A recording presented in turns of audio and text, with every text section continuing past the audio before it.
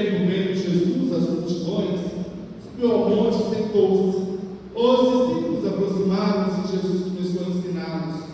Bem-aventurados os pobres em espírito, porque deles é o reino dos céus. Bem-aventurados os aflitos, porque serão consolados. Bem-aventurados os mansos, porque possuirão a terra. Bem-aventurados os que têm fome e sede de justiça, porque serão saciados. Bem-aventurados os misericordiosos, porque alcançarão misericórdia.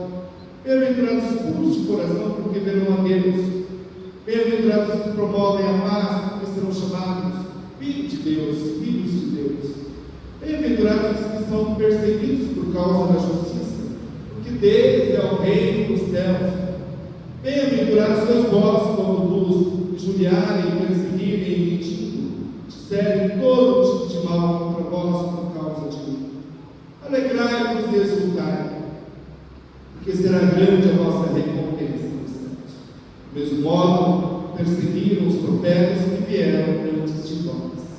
Palavra da salvação. Glória a vós, Senhor.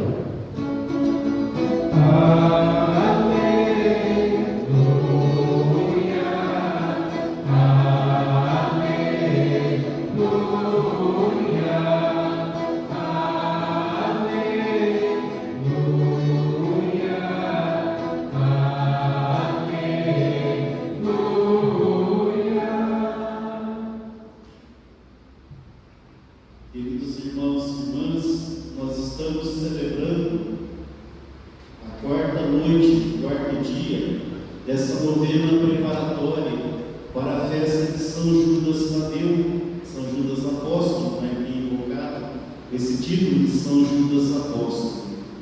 Então, a novena do padroeiro, eu dizia no início, eu vou repetir, a novena do padroeiro é sempre um momento oportuno para que a comunidade se encontre. Então, quando nós celebramos a novena, o tríduo, a trezena, é sempre um momento oportuno para que a comunidade se encontre ao redor da Eucaristia.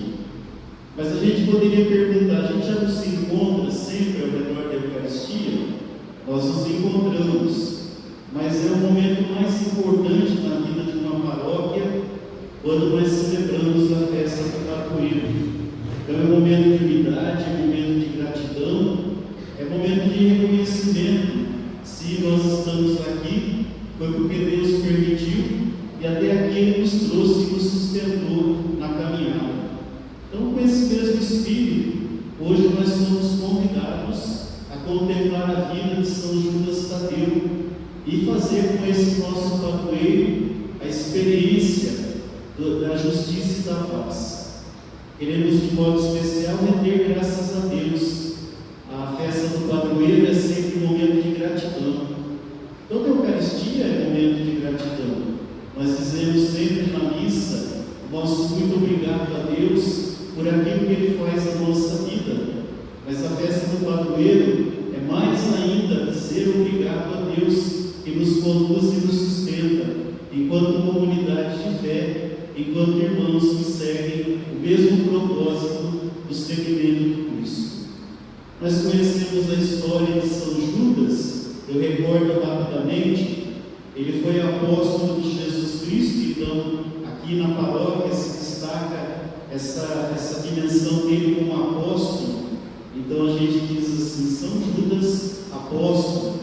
A gente tem ali perto da Pomon, né, logo na divisa ali, nós temos também uma paróquia de São Judas, e lá se fala São Judas Tadeu. E aqui se quis destacar que ele é um apóstolo de Jesus. Então se colocou São Judas apóstolo. Ele lançou as suas redes, ele se entregou ao serviço, ele recebeu o Espírito Santo, ele construiu o reino, proclamou a palavra e foi fiel até o fim. Então por isso a gente se veste de vermelho, lembrando o derramamento de sangue que São Judas fez, ele teve na vida dele.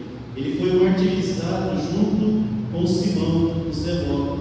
Então na segunda-feira que vem nós estaremos celebrando São Judas Tadeu e São Simão, o Zelote. Então esses dois homens foram condenados à morte porque enfureceram os sacerdotes da Pérsia com a pregação e com a profecia que fizeram.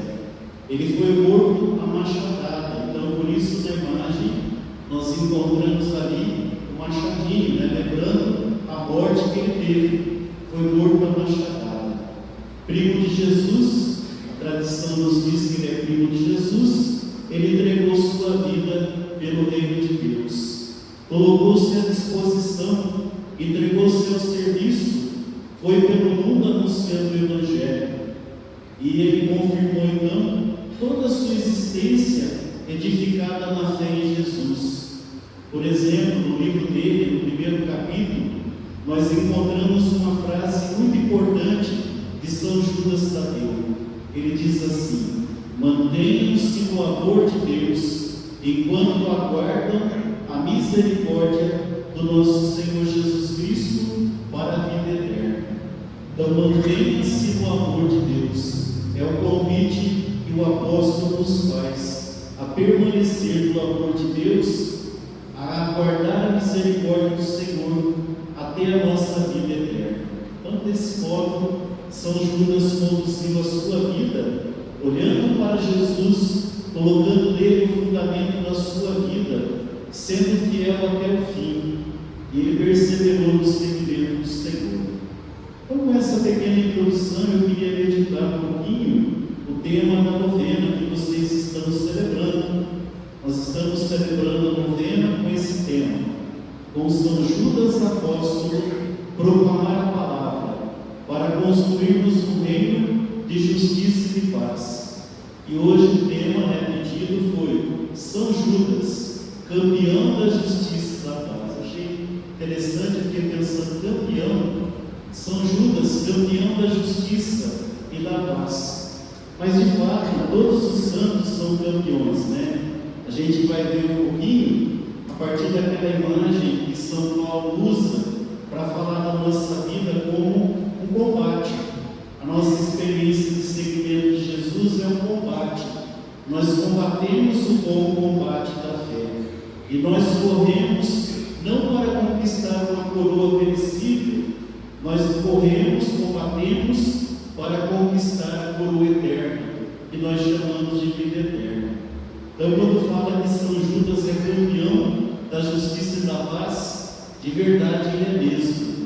Nós ouvimos na primeira leitura hoje dizendo que todos nós aqui somos concidadãos, fazemos parte da cidadania do céu, e os santos são nossos parentes, são nossos irmãos na fé, que passaram por aqui, fizeram a experiência do seguimento, testemunharam Jesus até o final, perseveraram na corrida, combateram o bom combate da fé, e hoje já contemplam a presença de Deus no céu, e hoje já experimentam a vida no céu.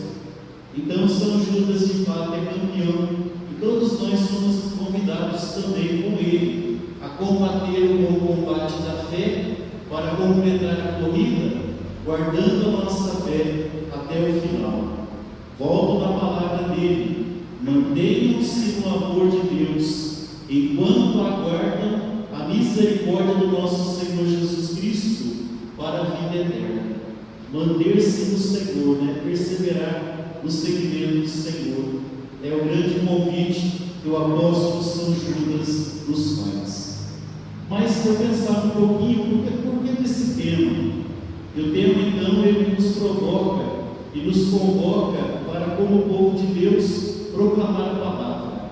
Qual que é a primeira missão de toda a pastoral, de todo grupo? Qual que é a missão do padre? Qual que é a missão de qualquer comunidade? Proclamar a palavra. Então, a segunda carta a Timóteo, São Paulo vai dizer para que Timóteo possa proclamar a palavra em qualquer tempo. São Paulo vai dizer para Timóteo perseverar na proclamação da palavra. O próprio apóstolo Paulo, ele perseverou na proclamação da palavra. Então, na segunda carta de Timóteo, capítulo 4, nós encontramos esse convite para proclamar a palavra, para estar a caminho do reino. E aí, esse reino, a gente vai olhando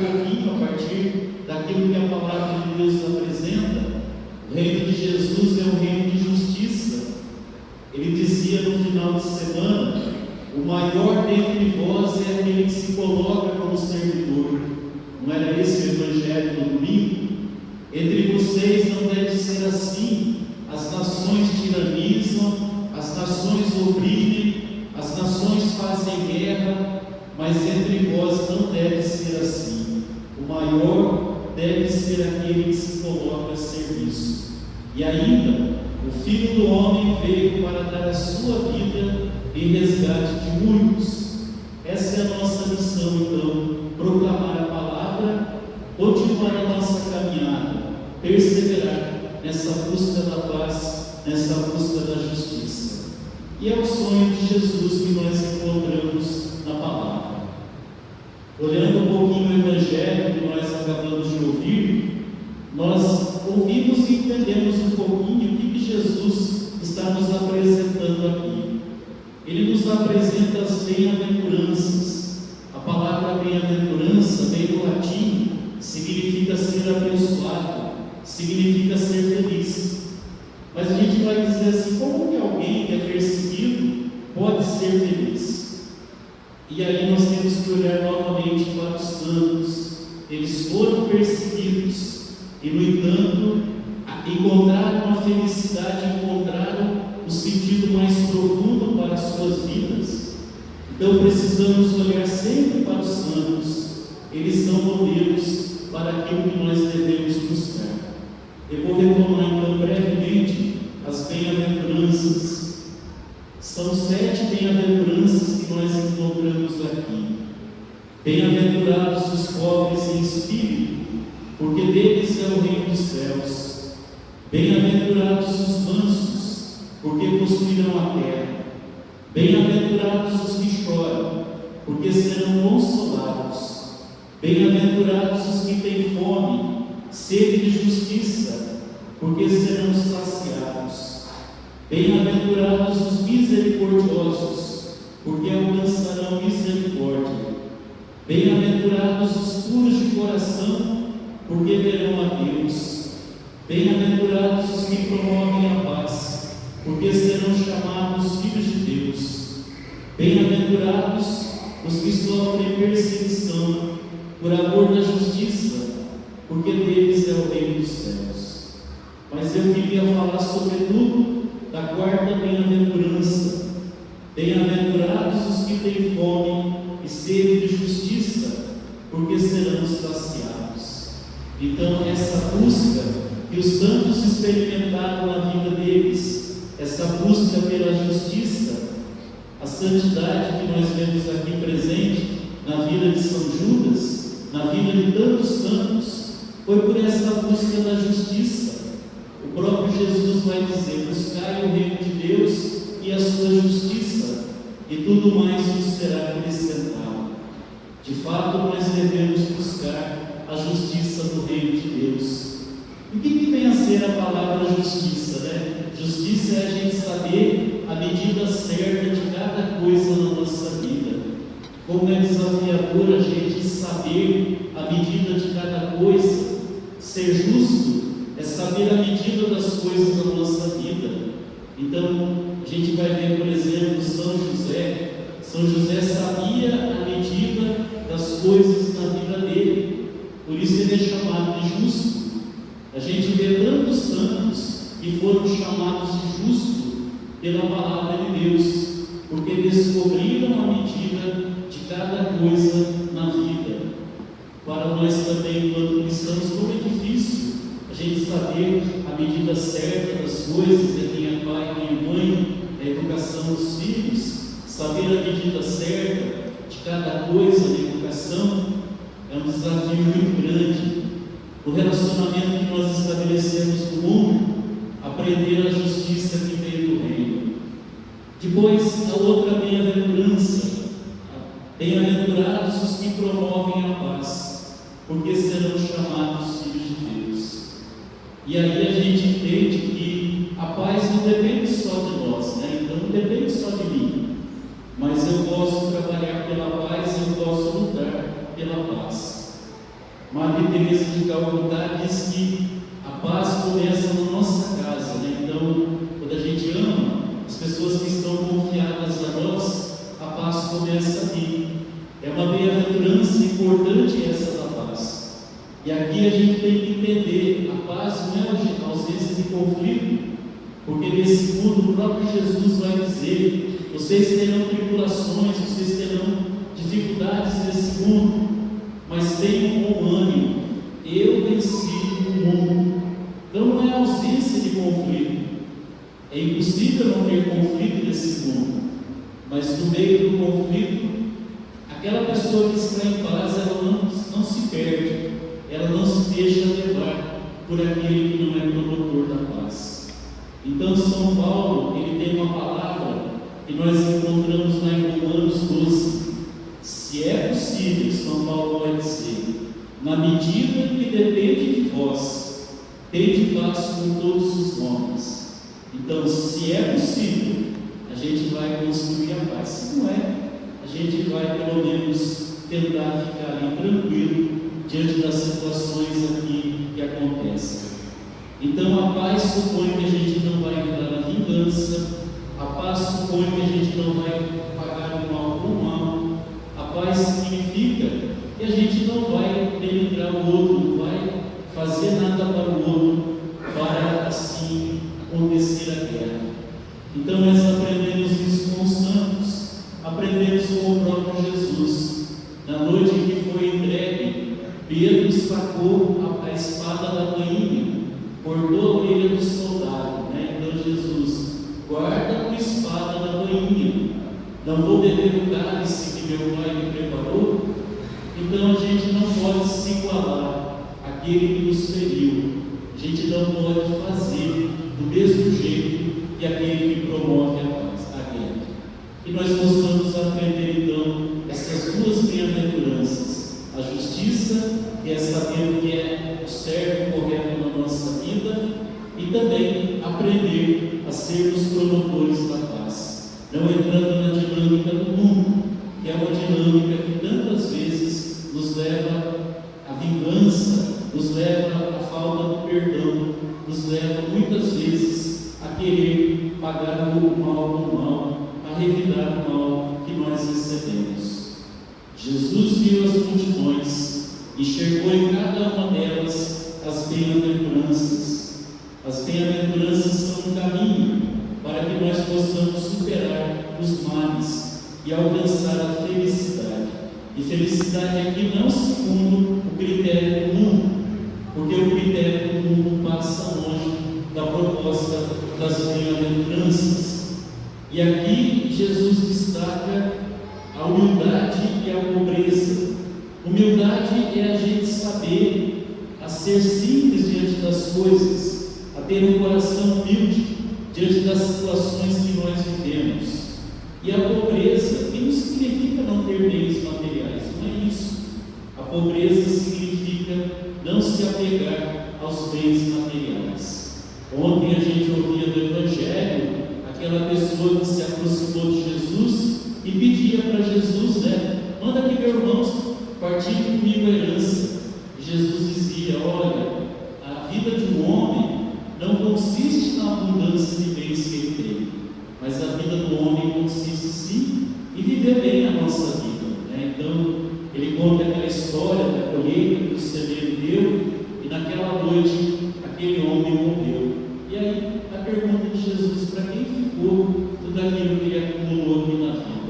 Não é que a gente não possa ter os nossos bens, mas o nosso coração não pode ser apegado como se isso fosse o fundamento primeiro, o fundamento mais importante para a nossa vida.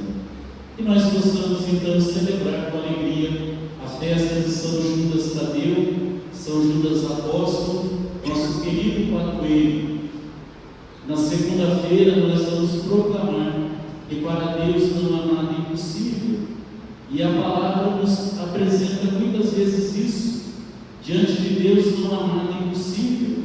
Ele pode fazer a virgem ser mãe, Ele pode fazer a estéril gerar filhos, Ele pode fazer o morto ressuscitar, Ele pode fazer o paralítico andar. Tudo isso é impossível para a medicina, mas para Deus nada é impossível, e assim nós acreditamos. E possamos sempre manter a nossa fé, manter a nossa esperança, o nosso olhar fixo em Jesus. A palavra tem nos convidado nesses dias a permanecer unidos a Jesus. E Jesus diz: sem mim nada podeis fazer. Então, sem Jesus, nós não podemos fazer nada. Podemos até no primeiro momento, até parece que está dando certo. Depois a gente percebe que sem Ele nada tem sentido, nada tem valor. E por último, eu queria parabenizar a comunidade nessa novena do padroeiro. É sempre um desafio a gente fazer a novena, 9 noites, 9 dias, mas que a comunidade então possa percorrer com bastante fidelidade essas 9 noites da novena. Quem aqui já fez essas 4 noites? Aí, bastante gente que come. Então, no 9º dia, o Padre Denilson pergunta se vocês continuaram até o 9º dia. O desafio aí de chegar ao 9º dia da novena. Que Deus abençoe essa comunidade aqui de São Judas Apóstolo. Louvado seja nosso Senhor Jesus Cristo. Para sempre seja louvado. Creio